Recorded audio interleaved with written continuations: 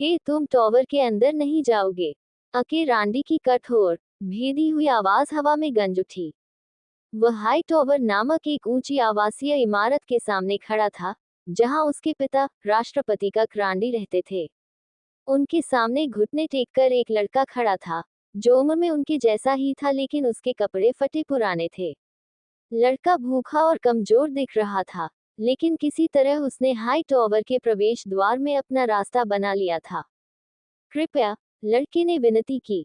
मैं सिर्फ आपके पिता, राष्ट्रपति रांडी से बात करना चाहता हूँ। वह मुझे जानते हैं, मैं बस उनसे कुछ मांगना चाहता हूँ। भाग जाओ, तुम दुष्ट कुत्ते, अके ने गर्जा। मेरे पिता तुम्हें वही बताएंगे जो मैं तुम्हें बता रहा हूँ, चले जाओ यहाँ से। नहीं, लड़का दृढ़ता से रोया। जब तक मैं राष्ट्रपति रांडी को नहीं देखता, मैं नहीं जाऊंगा। अके ने अपने सामने खड़े 2 गार्डों की ओर देखा और क्रोध से फुसफुसाया। और वह कैसे अंदर आ गया? हो, किसने उसे आने दिया? गार्ड घुटनों पर गिर गए। प्रिंस अके, हमने उसे रोकने की पूरी कोशिश की, लेकिन वह बहुत दृढ़ था। उसने किसी भी कीमत पर जाने से इनकार कर दिया और अपना रास्ता बना लिया। अके ने संशयपूर्ण ढंग से भौहें उठाई। तुम चाहते हो कि मैं विश्वास करूं? तुम इस साधारण लड़के को संभाल नहीं सके। वह दिखने से ज्यादा मजबूत है, मेरे राजकुमार। यहाँ क्या हो रहा है? राष्ट्रपति कक रांडी की गंभीर आवाज गूंजी, जिससे सभी दहशत में जम गए। अके ने अपने पिता को देखते हुए एक अधिक उपयुक्त मुद्रा ग्रहण की। पिताजी, आप चिंता न करें। मैं इस कचरे का ध्यान रख रहा हूँ जो सोचता है कि वह यहाँ आ सकता है और जो कुछ भी चाहता है मांग सकता है। राष्ट्रपति कक रांडी ने लड़के की ओर देखा जो उसके घुटनों पर था, उसे एक पल में पहचान लिया। राष्ट्रपति रांडी, प्रिय चाचा, लड़के ने विनती करना शुरू किया। कृपया, मुझे यह उपकार करें। ये तुम फिर से हो, कक ने तिरस्कार पूर्वक कहा। मैं तुमसे कितनी बार कहूंगा कि मैं तुम्हारा चाचा नहीं हूँ। मैं केवल तुम्हारे पिता को जानता था। हम दोस्त नहीं थे, और हम भाई भी नहीं थे।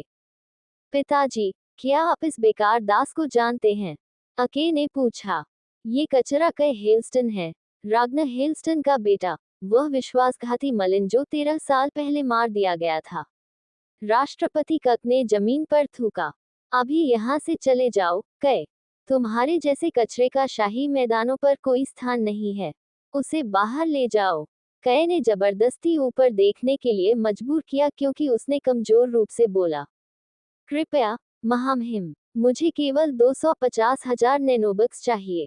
यह आपके लिए कुछ भी नहीं है। आप अरबों के मालिक हैं। मुझे अपने और अपनी बहन को गुलामी से खरीदना है। वह FX7 बीमारी से मर रही है, और वह मेरा क्या लेना देना है? मूर्ख, आप मेरे पिता के दोस्त थे, सर, कय रोया। निश्चित रूप से आपको उनके बच्चों की थोड़ी मदद करने में कोई आपत्ति नहीं होगी।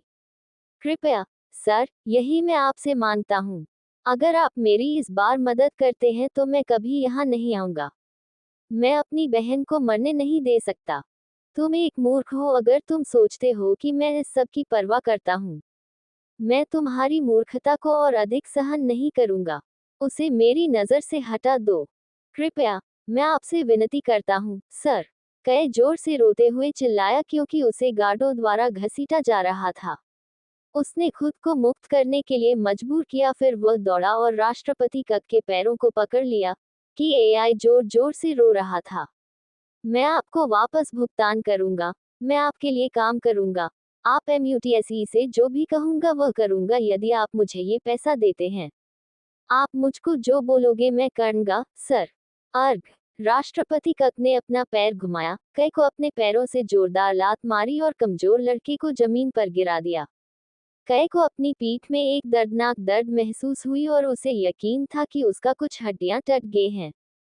इस बेकार कचरे को मेरी नजर से हटा दो, उसने गार्डों को आदेश दिया। अगर मैंने इस मैल को फिर से अपने टॉवर के पास देखा, तो तुम लोग ही परिणाम भुगतोगे।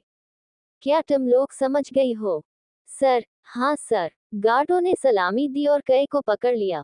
उसे फर्श पर घसीटते हुए ले गए क्योंकि वह दर्द और दुख में जोर जोर से रो रहा था। राष्ट्रपति कक और अके फिर हाई टॉवर में वापस चले गए। कय कैसा भयानक जीवन जी रहा था। मास्टर स्वेन के लिए एक दास के रूप में काम करना अपनी बहन के साथ तब से जब उन्हें 5 और 2 साल की उम्र में बेच दिया गया था, जब उन्हें उनकी मां ने छोड़ दिया था। मास्टर स्वेन मतलबी और क्रूर था। उसने उन्हें मुश्किल से खिलाया और उनके साथ बहुत बुरा व्यवहार किया। अब कई की बहन खसरे से गंभीर रूप से बीमार थी, जिसे FX7 के नाम से भी जाना जाता है, जो शरीर के कुछ हिस्सों में त्वचा को सूजने का कारण बनता है जब तक कि शरीर अंदर से सड़ नहीं जाता है। ये वह जीवन था जिसने उसके पिता की मृत्यु ने उसे जीने के लिए मजबूर किया था। भूखमरी, बीमारी, दुख और कठिनाई का जीवन। ऐसा लग रहा था कि उसके लिए कोई उम्मीद नहीं थी, किसी से कोई मदद नहीं मिल रही थी। कई को डर था कि उसकी बहन मर जाएगी और वह उसे निराश करने के दर्द से खुद को मार डालेगा। गार्डों द्वारा उसे जमीन पर फेंके जाने पर उसका चेहरा आंसुओं से सराबोर था। वह ग्राउंड जीरो में वापस आ गया था, जहां सबसे गरीब लोग रहते थे। कई ने धीरे धीरे खुद को अपने पैरों पर खड़ा किया। जब वह अपने आंसू पोंछ रहा था तो उसका पूरा शरीर दर्द कर रहा था। उसके पेट में भूख के कारण दर्द हो रहा था, इसलिए उसने अपने अंतिम 7 नैनोबक्स निकाले और कुछ सूखी ब्रेड बन खरीदने के लिए पास की एक सस्ती दुकान पर खुद को घसीटा। एक बूढ़ा बेघर बदहवास आदमी जो फर्श पर बैठा था, उसने कई को देखा जैसे वह गुजर रहा था। आदमी जानता था कि कई कौन था। कई हेल्स्टन रागनर हेल्स्टन का इकलौता बेटा था जिसने एस्ट्रल नोट्स बनाए थे। बूढ़े आदमी ने कई को ग्राउंड जीरो के इस हिस्से से कई बार गुजरते देखा था, लेकिन आज दिन था जब उसने उससे बात करने का फैसला किया। कई ने अपने आखिरी नैनोबक्स के साथ सूखी ब्रेड बंस खरीदी और जैसे ही वह उसे खाने वाला था, उस आदमी ने उसे पुकारा, हेलो बॉय। कई रुका और बूढ़े आदमी की ओर मुड़कर देखा। हेलो, यह ऐसा लग रहा है कि आपके पास अच्छी सूखी ब्रेड बंस हैं। क्या आप मुझे कुछ दे सकते हैं? मैं 5 दिनों से कुछ भी नहीं खाया। कृपया। लड़के। पहले तो कई को गुस्से का एक झोंका महसूस हुआ। क्या ये बूढ़ा आदमी यह भी नहीं देख सकता कि मैं भी भूखा हूँ? लेकिन फिर उसने उसकी आंखों में देखा और करुणा बस गई। कई का पेट गरजा, लेकिन एक पल के लिए सोचने के बाद उसने पूरी रोटी बूढ़े आदमी को दे दी। धन्यवाद, आदमी ने कहा क्योंकि उसने लालच से रोटी खाने लगा। ये दृश्य कई मुंह में पानी लाकर देखा। जब आदमी का खाना समाप्त हो गया, तो उसने कई की ओर मुस्कुराया। तुमने मेरे लिए बहुत कुछ किया है, लड़के। You're welcome. कई ने एक कमजोर मुस्कान के साथ जवाब दिया क्योंकि वह जाने के लिए मुड़ा। तुम कहाँ जा रहे हो? आदमी ने पूछा। Come, I have to repay you for this kindness. कई ने कहा, सर, आपको ऐसा करने की जरूरत नहीं है, मुझे अवश्य करना चाहिए। आदमी आसानी से अपने पैरों पर खड़ा हो गया, जिससे कई हैरान रह गया। मेरा नाम ओलाफ है। आओ, मुझे तुम्हें कुछ दिखाना है। इसका तुम्हारे पिता से संबंध है क्या? कई की आंखें चौड़ी हो गईं। मेरा पिताजी। वह जल्दी से ओलाफ का पीछा करने लगा, जो ग्राउंड जीरो के घास के मैदानों से होकर गुजर रहा था, मानो वह शाही मैदानों में चल रहा हो। तुम कहाँ जा रहे हो? कई ने कहा। एक गुप्त मार्ग में, ओलाफ ने उत्तर दिया। यह आपको कहीं ले जाएगा जहां आपको वह सब कुछ मिलेगा जो आप चाहते हैं। कई को चिंता होने लगी कि वह सिर्फ एक पागल बूढ़े आदमी का पीछा करके किसी अजीब जगह पर जा रहा है। यह नहीं। तुम मेरे पिताजी को कैसे जानते हो? उसने पूछा। क्या आप जानते भी हैं कि मैं कौन हूँ? बेशक मैं जानता हूँ। तुम कई हेल्स्टन हो और तुम्हारे पिता रागनर हेल्स्टन हैं। मुझे ये पता है क्योंकि मैं तुम्हारे पिता के लिए काम करता था। कई स्तब्ध दिखाई दिया। क्या? ठीक है, अब चलो। गार्ड 6 बजे तक सुरंगों को ढक देंगे, ओलाफ ने कहा। कई को और कोई स्पष्टीकरण की आवश्यकता नहीं थी। उसने अपनी गति तेज कर दी और स्वेच्छा से ओलाफ का पीछा करते हुए इंडरसिटी सुरंगों में चला गया। कुछ मिनटों के बाद वे दोनों हाई टॉवर के निचले कक्षों के अंदर थे। यह अंधेरा था और हर जगह से नमी की गंध आ रही थी। पत्थर की दीवारें ठंडी थीं और ऊपर से पानी टपक रहा था। यह आपके पिता के गुप्त कार्यालय का दरवाजा है, ओलाफ ने कहा। राष्ट्रपति कक रांडी को इसके बारे में पता नहीं था, इसलिए यह अभी भी यहाँ है। मेरे पिता का एक गुप्त कार्यालय था, कई ने कहा। उसके कई रहस्य थे, ओलाफ ने उत्तर दिया, क्योंकि उसने दरवाजा खोल दिया था। इसने कार्यालय को एक भूमिगत अभयारण्य के रूप में प्रकट किया। दीवारें चिकनी और नीली तकनीक और होलोग्राफिक आरेखों के साथ कांच की चमकदार जासी थी। कई अंदर चला गया, चारों ओर देखते हुए विस्मित हो गया। ये सब मेरे पिता का था। हाँ, ओलाफ ने उत्तर दिया। लेकिन हमें जल्दी करना चाहिए, हमारे पास पर्याप्त समय नहीं है। मुझे आपको कुछ देना है। क्या? कय ने पूछा। काय अभी भी उलझन में था। कैसे यह अजनबी आदमी जिसे उसने अभी अभी मदद की थी, उसके पिता के बारे में इतना कुछ जानता था? हाँ, यहाँ यह है। ओलाफ ने एक बॉक्स उठाया और उसे कय को दिया। इसे ले लो, इसे तब तक मत खोलो जब तक तुम घर नहीं लौट जाते और किसी को भी इसे तुमसे दूर नहीं जाने दोगे। यह क्या है? कय ने पूछा, अजनबी से चीजें लेने के बारे में संशय में। जब आप घर पहुंचेंगे तो आपको पता चल जाएगा, लेकिन सबसे पहले, ये सुनिश्चित करने के लिए कि सिस्टम सक्रिय है, बॉक्स पर अपना हाथ रखें। क्या? कय ने पूछा। आप किस बारे में बात कर रहे हैं?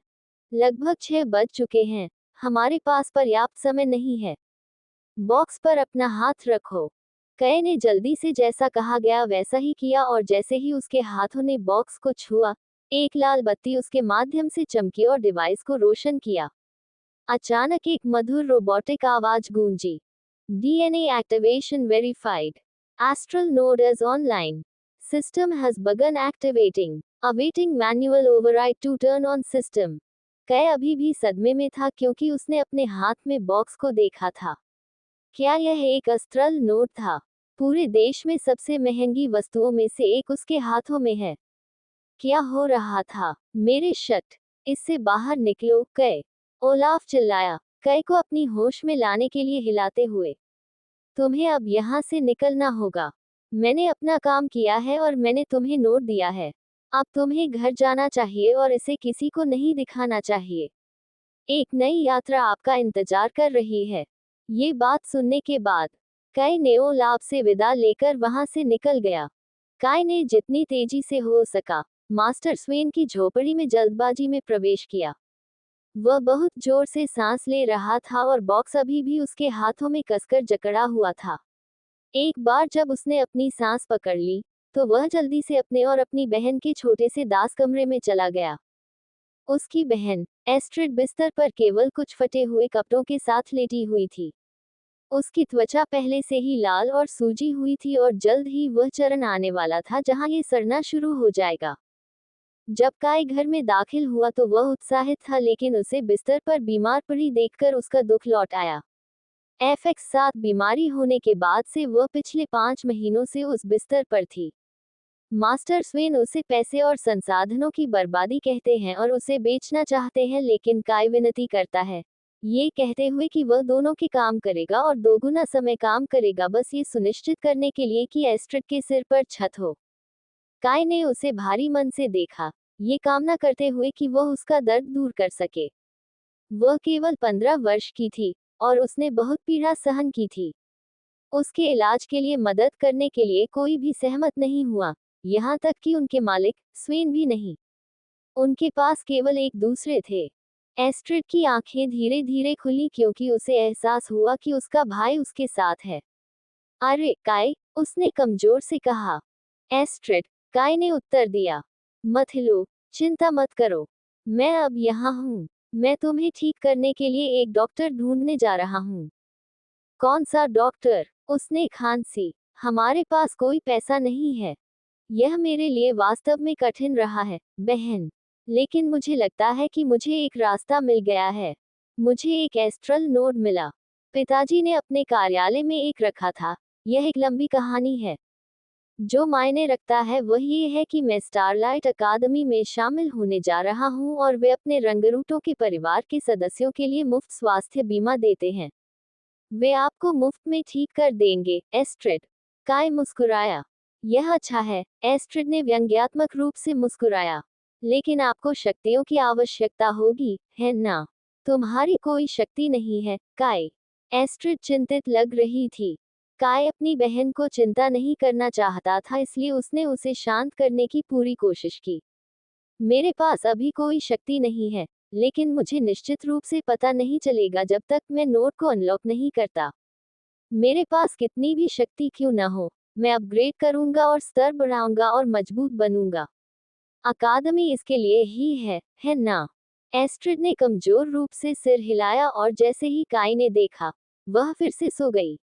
FX7 इतना दुष्ट वायरस था कि यह अपने शिकार को अत्यधिक सोने का कारण भी बनाता था। फिर काई ने बॉक्स को टेबल पर रखा। ये देखने का यह मौका था कि यह सब क्या था। उसने एक बार फिर से बटनों पर अपना हाथ रखा और आ गया। मैनुअल ओवरराइड का इंतजार है। मैनुअल ओवरराइड का इंतजार है। काई चौंक उठा। इसका क्या अर्थ है? उसने फिर से बटनों पर अपना हाथ रखा। मैनुअल ओवरराइड का इंतजार है। अरे! वह अधीरता से शाप देता हुआ मेज पर अपना हाथ पटक दिया। मैं अपने पिता द्वारा बनाए गए एक साधारण बॉक्स नहीं खोल सकता। हमफ हल्स्टन होने के लायक ही नहीं मैं। बॉक्स से एक बीप बज उठी। Password correct. Manual override successful. System is updating. Please be patient. System update is complete. System is online. काय ने विस्मय में देखा क्योंकि बॉक्स छोटे बक्सों में टूट गया और एक लाल चमकदार कांच की वस्तु एस्ट्रल नोड के भीतर से प्रकट हुई। लेकिन ये किसी भी एस्ट्रल नोड जैसा नहीं था। यह एक महंगा, अद्वितीय और शक्तिशाली दिखता था। वह विश्वास नहीं कर सकता था कि यह सब उसका था। उसने महसूस किया कि उसका सिर दर्द करने लगा है और तभी उसके सामने एक स्टेटस स्क्रीन दिखाई दी। User Kai HALSTEN। Race human. Gender male. Level 1 EXP O10 HP 1010। Beginning bonding. यह अद्भुत है, काय ने कहा। उसकी धारणा का विस्तार हुआ। उसने सूचना के लाल पैटर्न देखे। संभावनाएं ब्रह्मांडीय जाल की तरह शाखाओं में विभाजित हो रही थी। अस्ट्रल नोड ने उसे एक गेम जैसे सिस्टम तक पहुंच प्रदान की थी। डेटा स्ट्रीम और प्रतीक उसके चारों ओर घूमते हुए उसकी चेतना के साथ विलीन हो गए। ये कैसे भी काम करता है? क्या मेरे पास शक्तियां हैं? मेरा कौशल क्या है? उसने अपना हाथ उठाया और होलोग्राफिक डिस्प्ले ने प्रतिक्रिया दी। उसके आदेश का पालन किया। Skill unavailable. Skill unavailable. Skill points required to unlock skills. Skill points available 0। ठीक है, तो मेरे पास 2 कौशल हैं लेकिन वे उपलब्ध नहीं हैं। काय ने आह भरी। काफी बेकार लगता है। वह सिस्टम इंटरफेस के माध्यम से खोज करना जारी रखा क्योंकि वह अभी भी समझने की कोशिश कर रहा था कि यह सिस्टम क्या है और वह इसके साथ क्या कर सकता है। Missions reach level 5। Daily missions eat 5 kg of meat. Reward 5 EXP 5 kilogram मांस खाएं।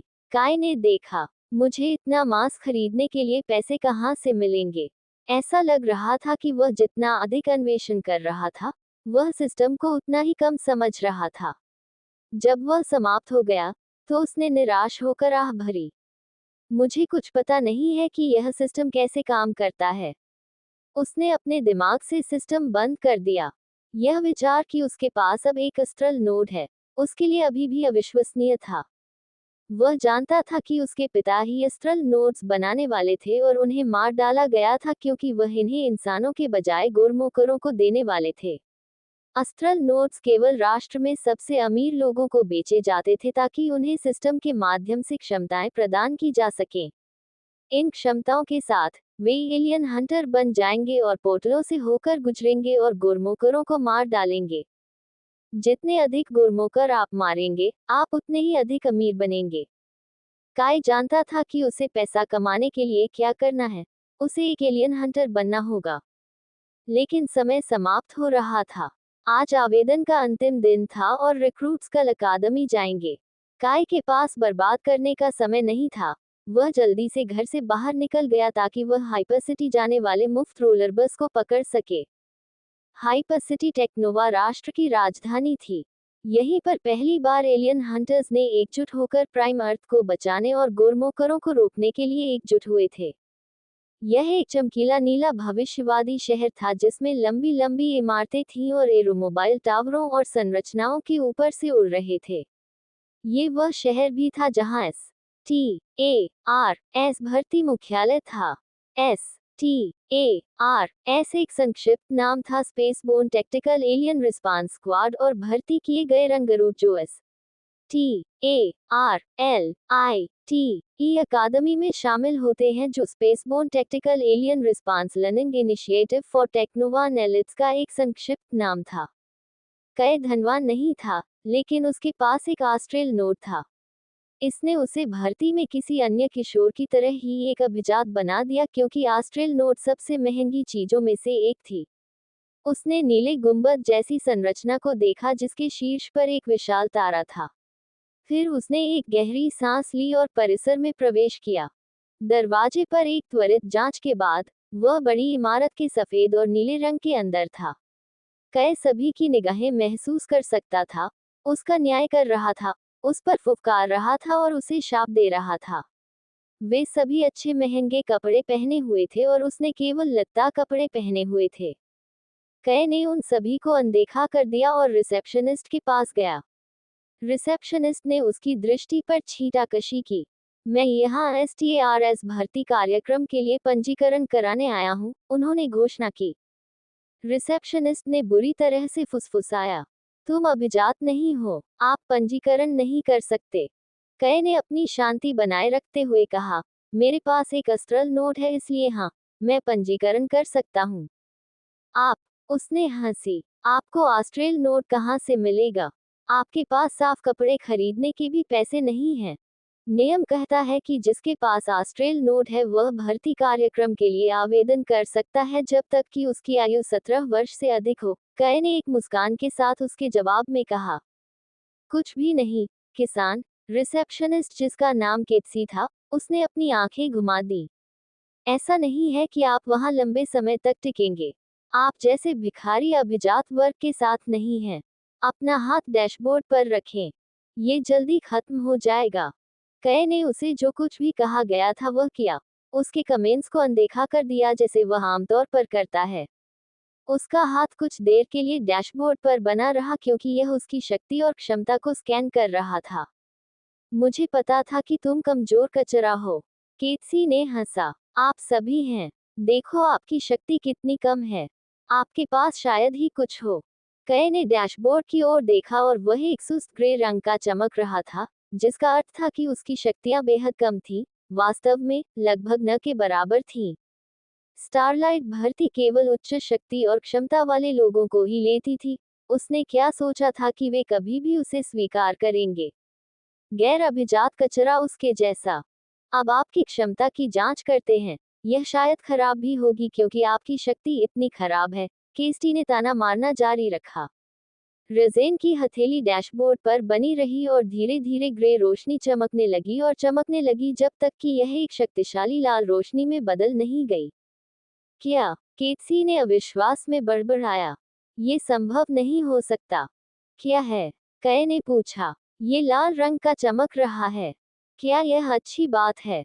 STARS भर्ती सुविधा में शक्ति और शक्ति क्षमता निर्धारित करने के लिए 5 रंग थे। ग्रे का अर्थ बेहद कम, काला का अर्थ कम, हरा का अर्थ अच्छा, नीला का अर्थ बहुत अच्छा, पीला का अर्थ उत्कृष्ट लेकिन लाल का अर्थ सर्वोच्च महारत। इसका मतलब ये था कि रज़ेन अपनी शक्तियों का सर्वोच्च गुरु हो सकता है। डैशबोर्ड में विस्फोट हो गया और कुछ धुआं निकलने लगा। वाह, कई ने कहा, क्योंकि वह धूम्रपान करने वाले उपकरण से दूर हट गया। मेरी क्षमता क्या थी, मैडम?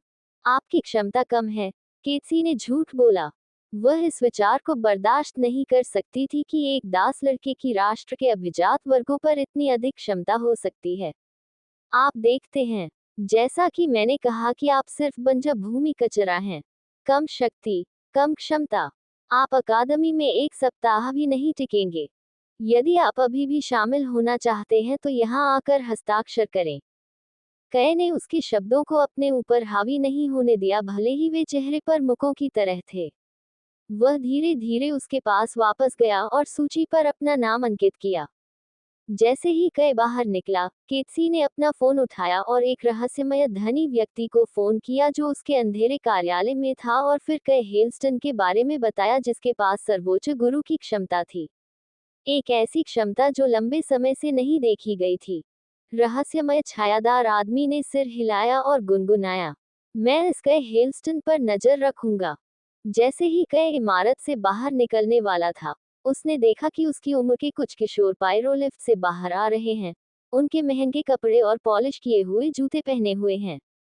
कई जल्दी से बाहर निकलने लगा ताकि वे उसे न देखें और उसे धमकाकर एक दृश्य न बनाएं, लेकिन बहुत देर हो चुकी थी। अरे! आके रांडी की तीखी आवाज ने कई को उसके कदमों में रोक दिया। ये तुम फिर से हो। वह दास लड़का मैला जो मेरे पिता से पैसे मांग रहा था।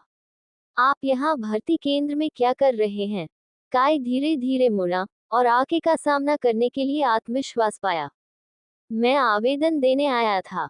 हाँ, आके हंसा और बाकी किशोरों ने भी उसका अनुसरण किया। तुम्हारे जैसे गरीब कचरा, तुम्हें क्या लगता है कि तुम कभी भर्ती हो जाओगे? ये केवल कुलीनों के लिए है, बेवकूफ। तुम कभी अंदर नहीं जाओगे। लेकिन मैंने अभी किया, काय ने कहा। क्या? हाँ, मैंने अभी आवेदन दिया है, उन्होंने दोहराया। तुम एक गंदा झूठा हो, तुम सुअर। आके की आवाज बढ़ गई। उसने काय को एक मुक्का मारा जिससे वह ठंडी जमीन पर गिर गया। तुम्हारे जैसे बंजर भूमि के भिखारी हम में से एक नहीं हो सकते। ठीक है, तो रिसेप्शनिस्ट से पूछो, काय ने फर्श से जवाब दिया। चुप करो, आके ने उसे लात मारी। आके, तुम्हें क्या हो गया है? सभी ने जल्दी से ये देखने के लिए घूमकर देखा कि किसने बोला था, और निश्चित रूप से, यह अनिका थी, आके की शक्तिशाली और बुद्धिमान जुड़वा बहन। वह आके का सामना करने के लिए आगे बढ़ी, उसके नीले बाल हवा में लह रहे हैं। इसका आपसे कोई लेना देना नहीं है, अनिका। आके रोया। मेरे रास्ते से हटो, it is not your business. और अब को हमेशा एक बदमाश क्यों बनना चाहिए?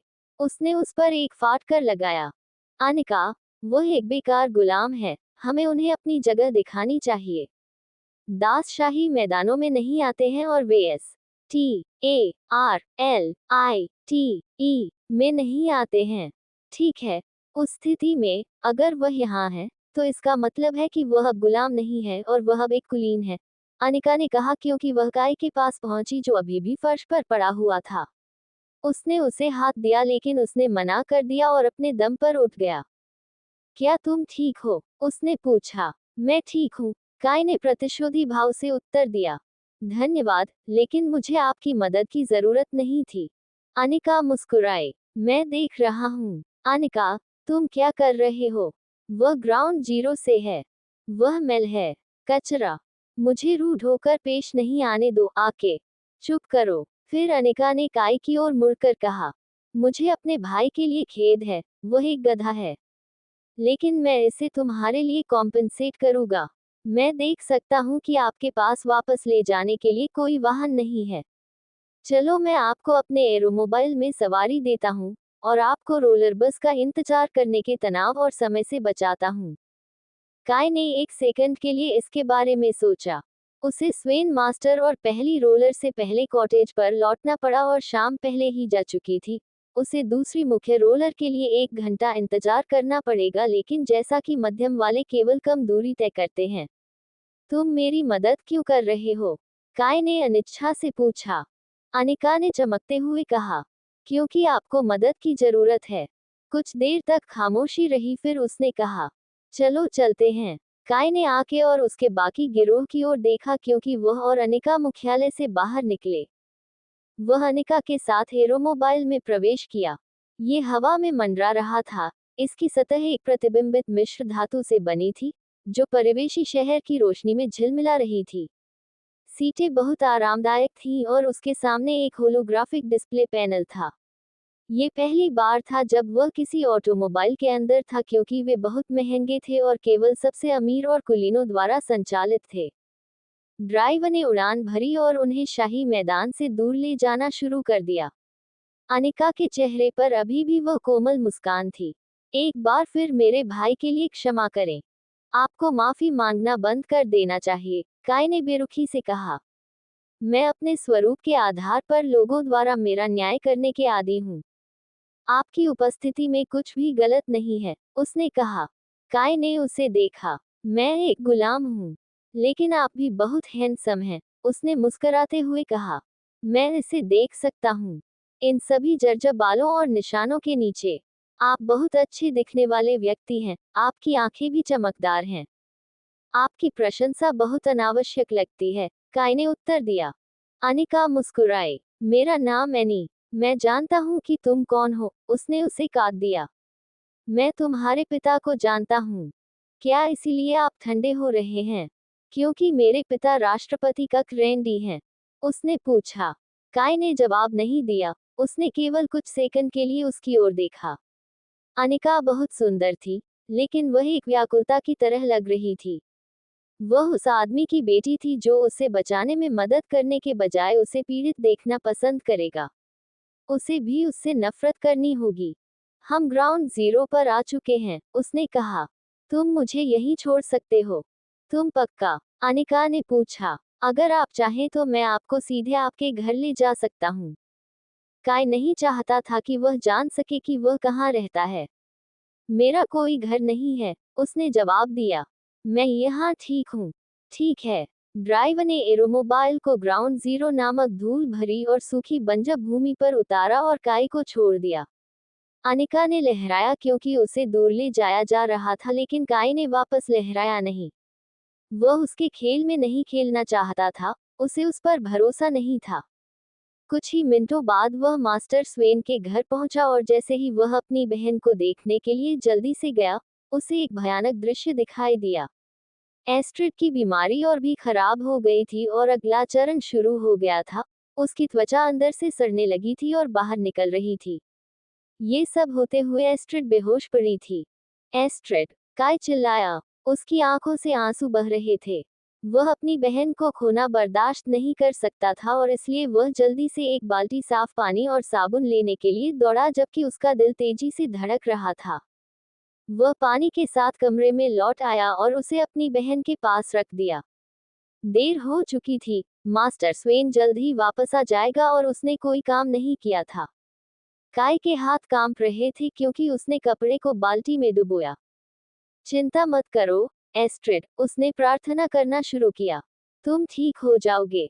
सब ठीक हो जाएगा। पानी उसकी चिंतित सांसों से लहराने लगा और फिर उसके चेहरे से आंसू गिरने लगे। वह चुपचाप और दर्द से रो रहा था।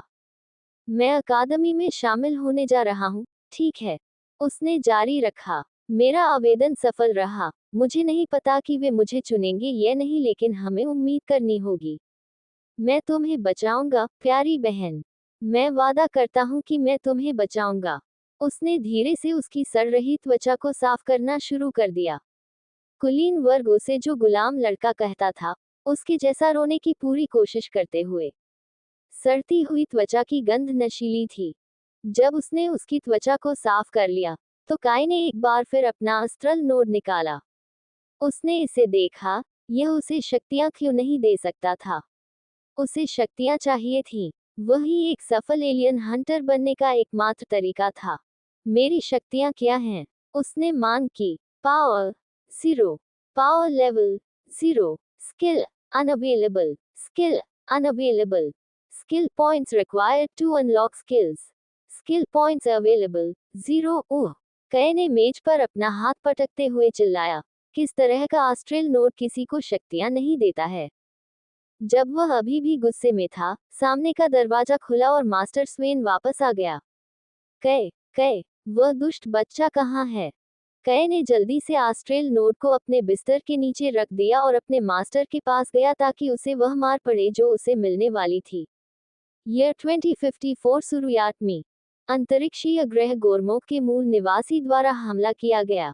आकाश में बाहरी दुनिया के पोर्टल फैल गए क्योंकि सींग वाले विशाल जानवरों ने पृथ्वी पर कहर बरपाते हुए उड़ान भरी। उन्होंने खुद को गोरमोकर कहा और वे साधारण सांसारिक हथियारों के लिए बहुत शक्तिशाली थे। प्राइम अर्थ की राजधानी टेक्नोवा इस हमले की उत्पत्ति थी और यदि एक व्यक्ति सेवरन थॉर्न की प्रतिभा के लिए नहीं होता तो राष्ट्र लगभग नष्ट हो जाता। वह एक पागल वैज्ञानिक थे जिन्हें सरकार द्वारा दंडित किया गया था क्योंकि उन्होंने आक्रमण की भविष्यवाणी की थी और दावा किया था कि उन्होंने मनुष्यों को शक्तियां देने का एक तरीका खोज लिया है ताकि वे पृथ्वी की रक्षा कर सकें।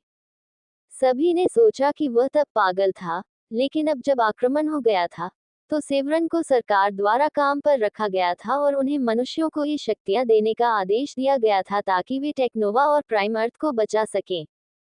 सेवरन अपने सहायकों कक रांडी और रागनर हेलिस्टेन की मदद से लोगों को शक्तियां एलियन हंटर्स देने में सक्षम थे और प्राइम अर्थ को कुछ समय के लिए बचा लिया गया था।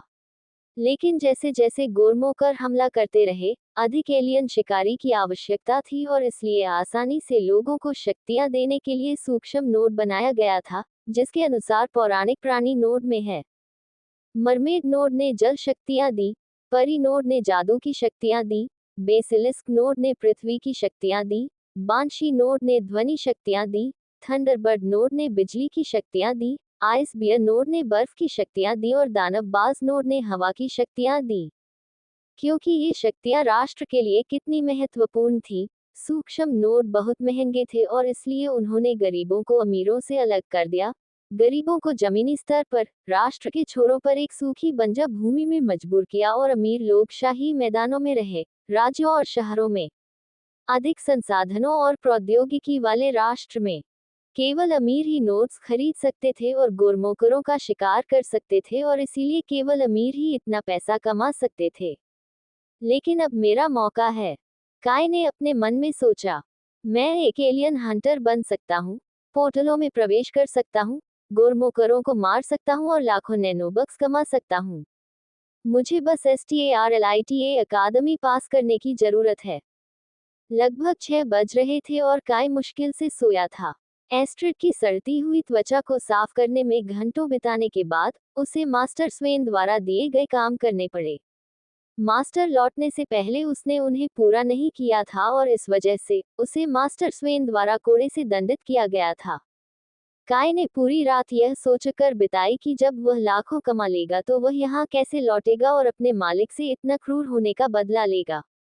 जैसे ही समय बताने वाले ने सुबह 6 बजे का समय बताया, काय ने मास्टर स्वेन को अपना नाम पुकारते सुना। काय, यहाँ आओ तुम दुष्ट मलिन। काय अनिच्छा से अपने बिस्तर से उतरा। उसने अपने बैग में अपना सूक्ष्म नोट धकेल दिया और उसे जिप किया। एस्ट्रिड पर एक नजर डालने से पहले और कमरे से बाहर निकल गया। उसके कंधों पर बैग लटका हुआ था। काय, मास्टर स्वेन चिल्लाया, वह मूर्ख बच्चा कहाँ है? काय अचानक कमरे में दिखाई दिया। मास्टर स्वेन को चौंका दिया। तुमने मेरा समय क्यों बर्बाद किया, गुलाम? काय ने कोई जवाब नहीं दिया। क्या तुम बहरे हो? मैं तुमसे बात कर रहा हूँ। उसने वह बैग देखा जो काय ले जा रहा था। और तुम ये बैग क्यों ले जा रहे हो? क्या तुम भागने की सोच रहे हो? काय ने अभी भी कुछ नहीं कहा। तुरंत सामने के दरवाजे पर जोरदार धमाका हुआ।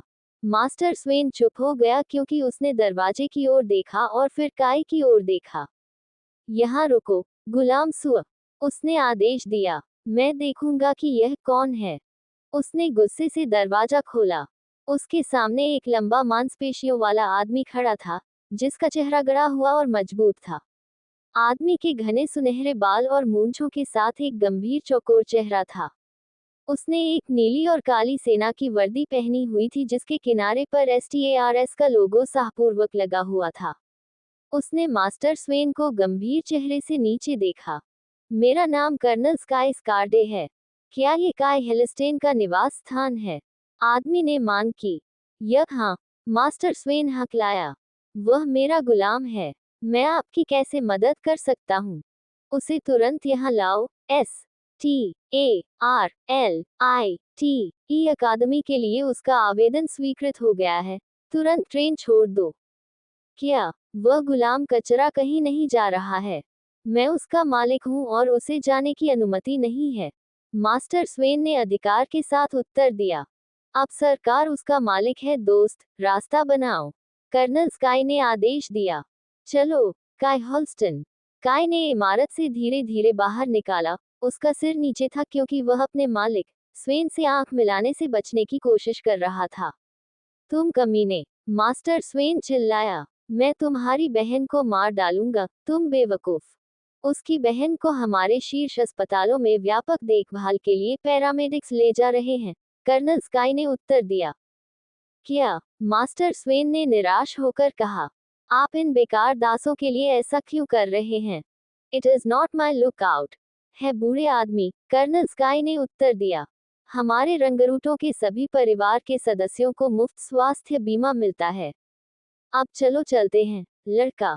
काय ने कर्नल स्काई का अनुसरण किया और एक सुपर चॉपर में 4 गया पैरामेडिक्स मास्टर स्वेन के घर में घुस गए ताकि काय की बहन को अस्पताल ले जाया जा सके। चीजें अब तक काय की योजना के अनुसार चल रही थी। एस्ट्रिड ठीक हो जाएगी और वह कभी भी मास्टर स्वेन को नहीं देखेगा या अपने जीवन में कभी भी गुलाम नहीं बनेगा। एक नई यात्रा अब शुरू होती है। काय की ये परिवहन ट्रेन के लिए एक लंबी सवारी होने वाली है, कर्नल स्काई ने उससे कहा। क्या आप कुछ चाहते हैं, बच्चा? उस समय काय को अपने दैनिक मिशन की याद आई जिसे वह कल करने में विफल रहा था। एक अनुस्मारक तुरंत उसके सामने प्रकट हुआ। आज फिर वही मिशन। दैनिक मिशन, 5 केजी मांस खाएं। काय ने कर्नल की ओर मुड़ा। क्या मुझे कुछ मांस मिल सकता है? उसने पूछा। विशेष रूप से 5 किलोग्राम। कर्नल स्काई ने हैरानी और भ्रम से भरी आंखें उठाई। योजक चिन्ह, योजक चिन्ह, योजक चिन्ह। 5 किलोग्राम मांस खाने के बाद काय का पेट पहली बार अपने पूरे जीवन में गुलाम होने के बाद बहुत भरा हुआ था। उसने खुद को मजबूत महसूस करना शुरू कर दिया, जैसे कि ताकत का पुनर्जनन हो रहा था और उसके पूरे शरीर में स्थानांतरित हो रहा था।